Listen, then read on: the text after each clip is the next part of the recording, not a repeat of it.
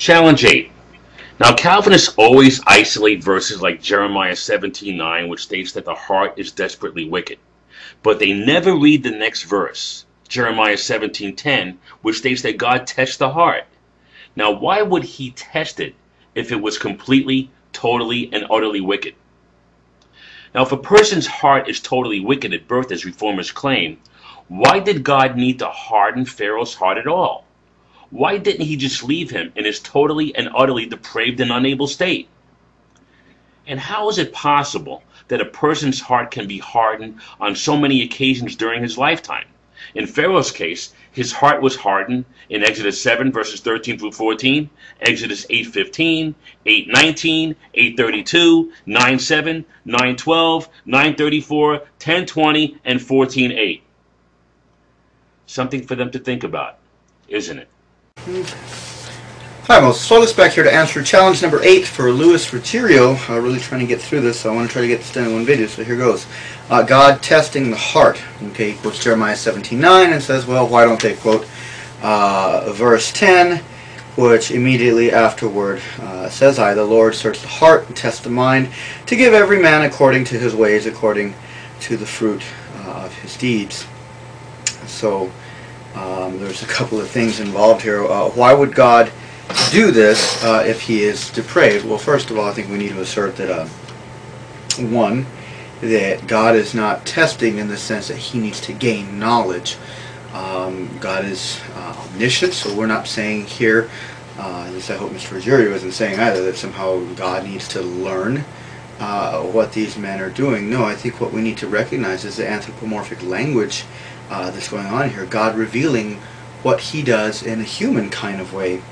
And so what we see here in Jeremiah 17:9, I got smarter and put my notes on my iPod Touch, okay, with my ESV Study Bible app. There's the little plug-in for that. So I kind of put here, our hearts are false and deceitful. I think that's what the text is trying to tell us here. We don't grasp everything. We don't grasp the real nature of our hearts. We think there's something, but they're really not. We could look at Peter. He was, the outspoken apostle. He said he would never betray Christ. Very adamant, very bold about it and everything. But when push come to shove, he fell. Christ, God knows the recesses of our hearts. Even though Peter didn't know his own heart, God certainly did. So we need to really see what this verse is saying to us. Sometimes we think, maybe that we trust in God, and we really don't. When we see what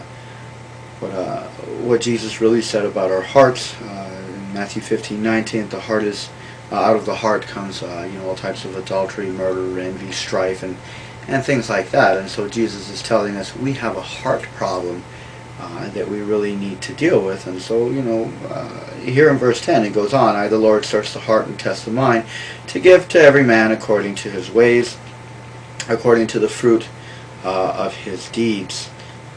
So here we go. Whatever wickedness there is in our hearts, God knows it, and I think that's the point of verse 10 here.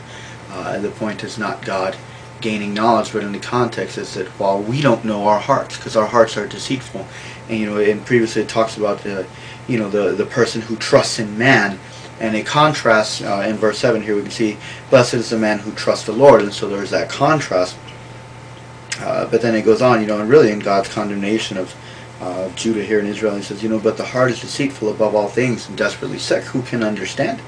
I, the Lord, search the heart and test the mind. All this in judgment on Israel. So whatever we don't know that's going on in our hearts, what we think we know, God knows even more. And what we are ignorant of, God is not. And I think that's the scary part and the point of this verse.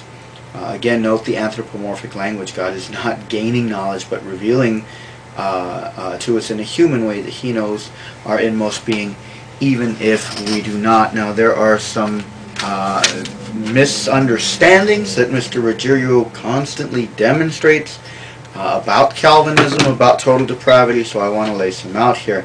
He says, why would God do this if he is depraved. Okay, well, one, God's tests a lot of times, they're not for his knowledge, they're so that we can see what's in our hearts, like God testing Abraham and Isaac. Don't you think God knew? Who did he do that for whose benefit? I think more for, so that Abraham could see, really his faith was working, and that was recorded, like the Bible says, the things that were written for our benefit, and so that we could see really what was in Abraham's heart. He wasn't just, getting lucky and happening, well, I think I'm going to go ahead and get rid of my son here. No, we really see Abraham's faith in that demonstration. So if total depravity, why did God harden Pharaoh's heart, or why did he have to? Well, there's this thing, first of all, called common grace. Total depravity does not mean, and I'm going to quote from several sources here. Oh, I just lost one of them. There we go. About total depravity. This one's from Dr. White, okay, so he should know this. This is from an older book, God's Sovereign Grace, but it says here, when we speak of total depravity, we are not in any way asserting that a man is as evil as he could be. We are not saying that everyone's grandmother is actually an axe-wielding murderer in disguise. In fact, no one has ever been as evil as they could have been, for it is clear that God is actively curbing or reining in the evil of man. That's in God's providence. He's in control of the sin that happens. Total depravity speaks to the condition and nature of man. Basically, this doctrine teaches that all of man has been touched by sin. No part of man's makeup has escaped the pollution of sin. Man's mind, man's heart, man's emotions, man's will, yes, will, everything has been altered, changed, damaged by sin. The effect of sin is total. This is another quote from Living for God's Glory by Joel Beek. Total depravity means total depravity is not absolute depravity. Calvinists have always taken pains to state that total depravity does not mean that men are animals or devils, or that they are as depraved as they could or will be. The world is not hell. Total depravity does not mean that an unbeliever is wholly evil in everything he does, but rather that nothing he does is ever wholly good.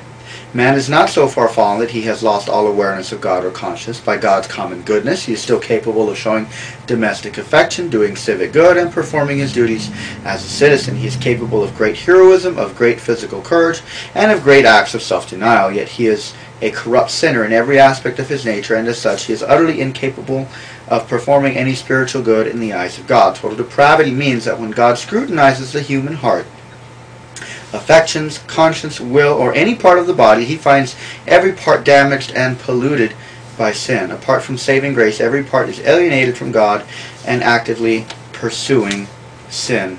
There was another aspect on here. Yes, here we go. God simply, man looks at what is outward, but God, when God looks, he looks in our thoughts, our ambitions, our decisions, our motives, and our aspirations. That's page 53 through 55 of that book. And another one, R.C. Sproul. Here we go.